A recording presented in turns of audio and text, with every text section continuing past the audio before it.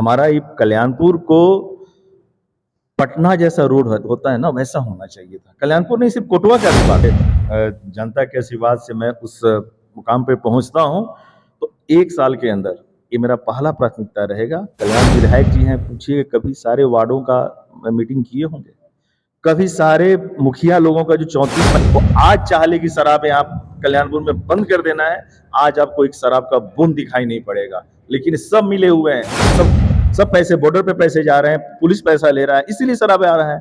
आज हमारे मुख्यमंत्री जी अनाउंसमेंट कर दें कि किसी भी विधानसभा क्षेत्र में या किसी भी थाना के अंतर्गत शराब पिया गया तो हम उसको हटाएंगे। थाना का जो स्थिति है, बारिश आने वाली है और ये तगड़ा बारिश अब बरसेगी और थाना में बारिश के साथ साथ वहाँ पर पानी लग जाता है। क्या आप वर्तमान विधायक और पूर्व विधायक थाना को अच्छा नहीं कर सकते? जब हम बाहर जाते हैं, बनारस गए, दिल्ली गए, वहाँ थाना एक से एक है, वहाँ पर स्कॉर्पियो है और यहाँ पर जीप है। इस पर क्या कहिएगा? नमस्कार, आप देख रहे हैं बीआरडी न्यूज। मैं हूँ अभिषेक दुबे। अभी मैं कल्याणपुर में मौजूद हूँ और कल्याणपुर में मेरे साथ है ऋतुराज पांडे जी, जो कल्याणपुर से पिछले बार चुनाव लड़े हुए थे 20 में, अभी वीआईपी पार्टी के नेता हैं। इनसे ही जानेंगे कल्याणपुर की हालात के बारे में और बिहार में कुछ चल रहे हालातों के बारे में। सबसे पहले आपका स्वागत है वीआई चैनल में।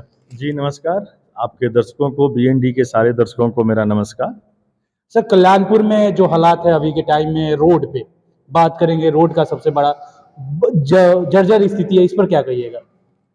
सर, सबसे पहले यही मैं कहना चाहूंगा कि पहला प्राथमिकता रोड बनना चाहिए। कहने के लिए क्या है, रोड तो 2010 में अपना कल्याणपुर विधानसभा बना, आज 22 साल होने को जा रहा है। 23 साल से 2 तो विधायक हमारे आकर चले गए, तीसरा अभी चल रहे हैं, रन कर रहे हैं, किसी का आई थिंक ध्यान नहीं गया।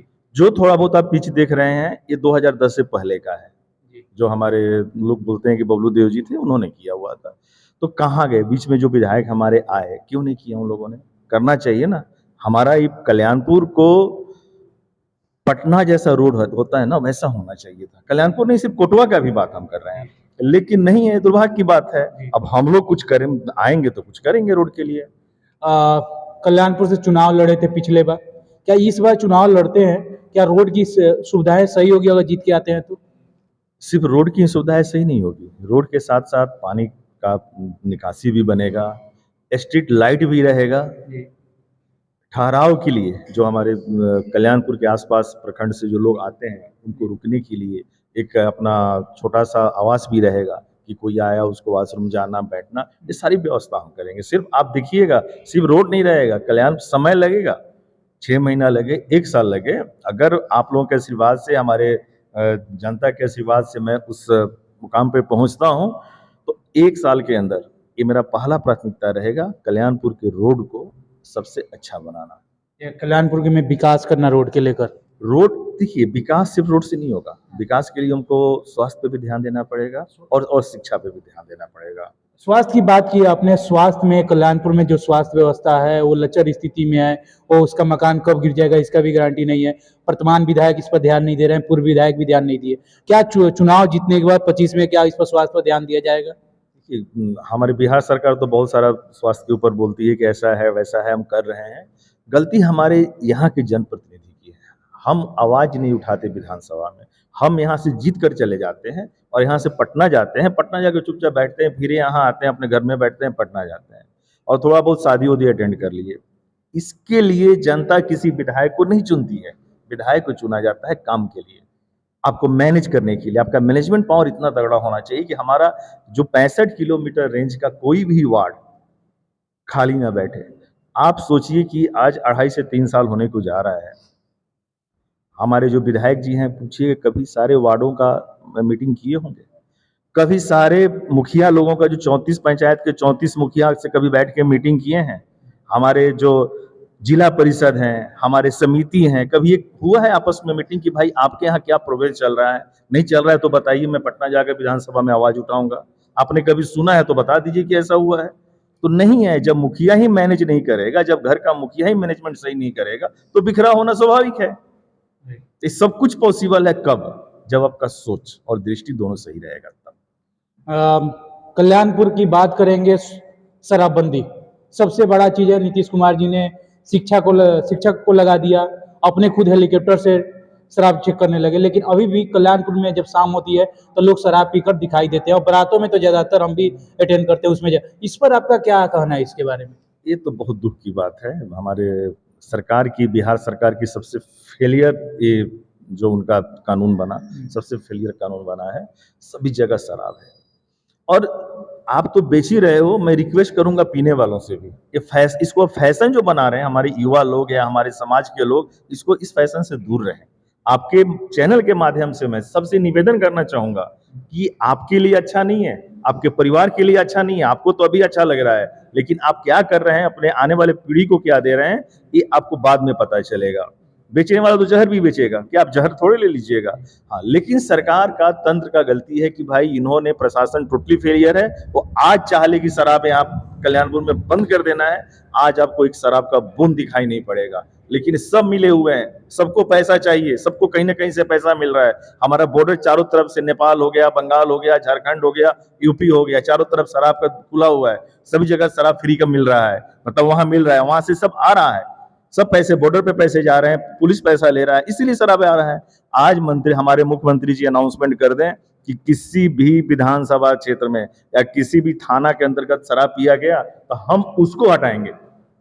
हम उस जो थाना अधिकारी है उसके ऊपर हम कार्रवाई करेंगे। सिर्फ उतना कर देना, शराब अभी बंद हो जाए। तो आप थाने की बात किए, थाना का जो स्थिति है, बारिश आने वाली है और ये तगड़ा बारिश अब बरसेगी और थाना में बारिश के शांत साथ वहाँ पर पानी लग जाता है। क्या आप वर्तमान विधायक और पूर्व विधायक थाना को अच्छा नहीं कर सकते? जब हम बाहर जाते हैं, बनारस गए, दिल्ली गए, वहाँ थाना एक से एक है, वहाँ पर स्कॉर्पियो है और यहाँ पर जीप है, इस पर क्या कहिएगा? बहुत दुख की बात है। बहुत, अब जाकर देखिए, अब अभी जीप का, आज के टाइम में कहीं जीप दिखाई पड़ता है आपको? यहाँ बाबा आदम का जीप पड़ा हुआ है, पुराना पुराना जीप है। थाना पर हम लोग घूम रहे हैं, सब पुलिस क्षेत्र में जा रहे हैं सब। सीसीटीवी कैमरा कहीं आप देखते हैं? नहीं। आज थाना में कोई घटनाएं घट जाए तो पुलिस क्या करेगी? पुलिस तो, उसके पास तो एक लिमिट बल है ना, लिमिट बल है, लेकिन इतने सारे लोग हैं और क्राइम तो सभी जगह है। आपके पास ना सीसीटीवी कैमरा है, ना आपके पास बढ़िया हथियार है, ना आपका सोच अच्छा है, ना आपका दृष्टि अच्छा है।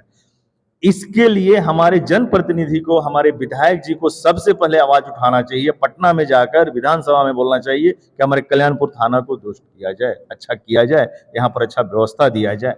वहां पर कोई भी हमारा एफआईआर लिखने के लिए कोई भी जाता है या कोई कंप्लेन करने के लिए जाता है, उसकी भी व्यवस्था होनी चाहिए। ऐसा नहीं कि हम जा रहे हैं तो हम कोई गलत नहीं है, हमको भी, लेकिन आपके लिए बैठने के लिए कुर्सी नहीं है, नीचे बैठना पड़ता है। राइट। नीचे बैठना पड़ता है। आप हम चले जाएंगे तो कुर्सी मिल जाएगा, आम तौर पे जो गांव के पब्लिक जाएंगे कोई इज्जत नहीं है भाई, वो भी तो इंसान है। तो क्या आप अगर चुनाव जीतते हैं तो क्या थाना, स्वास्थ्य जिस पर आपने बात किया है, क्या जनता को इस चीज़ों के बारे में सही करेंगे, दिखाएंगे आप? देखिए, हम चुनाव जीतते हैं तो पहला मेरा रहेगा शिक्षा, क्योंकि किसी भी समाज के विकास में सबसे बड़ा योगदान शिक्षा का होता है। अगर आज आप शिक्षित हैं तो ही आकर हमसे क्वेश्चंस कर रहे हैं, और हम शिक्षित हैं तो आपके हर एक सवाल के जवाब दे रहे हैं। तो सबसे जरूरी है शिक्षित होना। जब शिक्षा आ जाएगा तो वही पब्लिक, वही जनता, वही युवा इस सबसे अलग हटकर थाना का घेराव करेगी, अपना वीडियो को घेराव करेगी कि भ्रष्टाचार बंद करो। वही थाना हमारे विधायक का, पब्लिक हमारे विधायक का घेराव करेगी। तो शिक्षा नहीं है। क्या होता है कि नेता लोग आते हैं, जात पात धर्म पे बांट देते हैं, उस पर हम सब चुप हो जा रहे हैं क्योंकि हम शिक्षित नहीं है। हमको सबसे पहले शिक्षा पे विशेष ध्यान देना है। शिक्षा के बाद मेरा स्थान आता है स्वास्थ्य। स्वास्थ्य पे पूरा ध्यान देना है। जब ने बताया हेल्थ, जो प्राइमरी हेल्थ सेक्टर अपने यहाँ हेल्थ केयर बना हुआ है, जिसकी दुर्दशा आप देख रहे हैं, यहाँ हो, कुटवा हो, बजिया हो, सरकार तो अपने हिसाब से अनुदान देती रहती है, हमको करने वाला चाहिए। तीसरा अपना आ जाता है रोड, बिजली। बिजली सब जगह है, लेकिन अपना स्ट्रीट लाइट कहीं पे नहीं है। मुखिया के पास सरकार भेज रही है, मुखिया का काम है ना घर एक गांव में पोल पे लाइट लगाना। ये काम तो हमारे मुख्यमंत्री आके नहीं करेंगे वहां से, ये काम विधायक तो नहीं करेंगे, विधायक का काम है निगरानी करना। लेकिन ये सब कोई भी आदमी काम करना नहीं चाहता, तो उसमें भी काम तो नहीं हो रहा है। नहीं हो रहा है ना, कहीं नहीं हो रहा है। अब हमारे ही, आप देखिए, अब सिनेमा हॉल पे आप आते हुइएगा, यहाँ पर अब ये रोड बना हुआ है, करीब 6 साल के बाद एक रोड बना है अपना नाहर से। आज एक भी आपको रात में स्ट्रीट लाइट दिखाई नहीं पड़ेगा यहाँ पे। एक काम मुखिया का है कि भाई एक सार्वजनिक जगह है, अगर कोई भी चीज होता है, हॉस्पिटल हुआ या फिर इसका रेवेन्यू हम सरकार को देते हैं। आपको मालूम होगा कि सिनेमा का रेवेन्यू सरकार को जाता है। क्या यहाँ लाइट की व्यवस्था नहीं होना चाहिए? यहाँ पब्लिक रात बिरात आता है तो क्या यहाँ अच्छा दिखने में लेकिन नहीं लगना चाहिए। तो जो न यहाँ है, ना कोटवा मार्केट में चले जाइए, ना वहाँ है, पैसा कहाँ जा रहा है? ये आप लोग आवाज उठाइए, आप लोग चौथा स्तंभ है हमारे देश के। आप आवाज जाके मुखिया से क्वेश्चंस कीजिए कि मुखिया जी ये क्यों नहीं है। अगर मुखिया जी बहाना बनाते कि इस पैसा यहाँ चला गया, तो ये पैसा क्यों गया? जो जिसके लिए आया था उसके लिए क्यों नहीं है? आखिरी में एक सवाल रहेगा आपसे। अगर आप चुनाव जीत गए, हम चाहेंगे चुनाव आप जीते और कल्याणपुर का भविष्य चेंज हो, अगर चुनाव जीत जाते हैं तो ये सारे चीजें आपने बताया, क्या ये सारे चीज कंप्लीट होंगे आपकी तरफ से? देखिए, हम इंसान हैं, 1000% मैं प्रॉमिस तो कर सकता हूँ, उसके लिए अपना एक खून पसीना लगा दूंगा। सरकार के पास जाकर मुझे हाथ जोड़ना पड़े, सेंट्रल तक जाना पड़े, बिहार गवर्नमेंट तक जाना पड़े, मैं जरूर जाऊंगा। और जब दृष्टि और नियत साफ रहेगा, तो आप सब लोग मिलकर साथ में आप मेरे साथ काम करेंगे और पॉसिबल होगा। हम जब ठान लेंगे तो जरूर पॉसिबल होगा, नहीं ठानेंगे तो हम बस आएंगे, चुनावी भाषण दिए, हम चले गए, आप सुन रहे हैं, फिर कल को आप ही पूछिएगा, अरे ऋतुराज जी आपने बोला था, अरे चलो यार छोड़ो, बाद में बात करना। लेकिन एक चीज कभी आप याद रखिएगा, आपके मैं चैनल पे बोल रहा हूँ कि हम ऐसा मौका नहीं मिलेगा।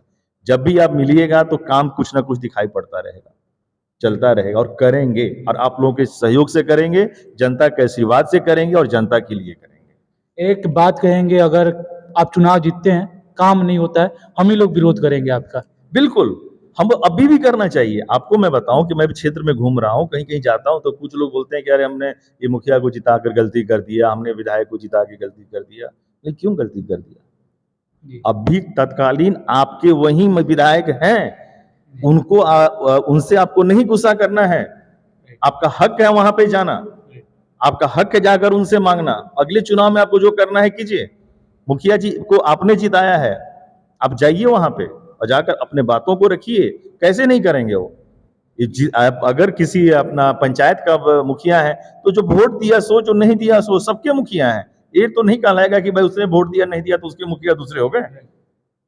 आप जीते हैं, मेरा हो सकता है कि किसी चीजों पर आपके साथ मत नहीं मिलता हो, मैं आपको वोट नहीं दिया हूं, लेकिन आप मेरे मुखिया हैं तो हैं, और आप मेरे गार्जियन है, आपको सेवा करना है, तो यहाँ मुंह नहीं फुलाना है। और जहां तक मेरी बात है कि पूरा आपको अधिकार रहेगा, पूरे मीडिया को अधिकार रहेगा, पूरे जनता को अधिकार रहेगा, किसी भी एनी टाइम 24/7 आप लोग आइए और आकर हमसे सवाल जवाब कीजिए। ये जरूरी है, लोकतंत्र में जब तक आप क्वेश्चंस नहीं करेंगे, वो समाज का विकास नहीं होगा। बहुत बहुत धन्यवाद, आपने टाइम दिया इसके लिए बहुत बहुत धन्यवाद। चलिए, आपके दर्शकों को भी नमस्कार, आपको भी नमस्कार। आप देख रहे थे VND न्यूज, तब तक के लिए जय हिंद।